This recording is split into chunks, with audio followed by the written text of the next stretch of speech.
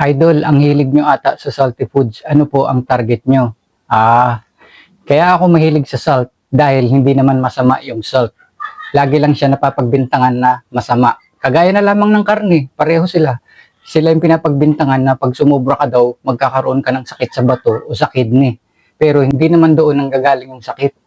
Kaya ka nagkakasakit ay dahil sa mga sugary shit. At pag sinabi kong sugary shit, hindi lamang yun yung matatamis. Kasama doon ay kanin, tinapay, noodles, processed food, sugary food, at sugary drinks. Tungkol naman sa kung ano ang target ko, wala akong target. Kaya ako kumakain ng ganito dahil mahal ko ang sarili ko. Sino ba naman tanga na kagaya mo na alam mo naman pala na dahil sa mga pagkain ay doon ang gagaling yung mga sakit ay hindi mo pa aayusin.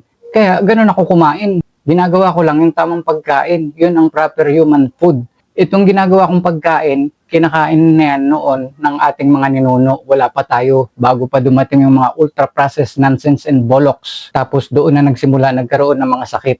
Tapos ngayon, bali binabalik ko lang siya. Tapos sinasabi ng mga tao na masama yung ginagawa ko, nagda-diet daw ako.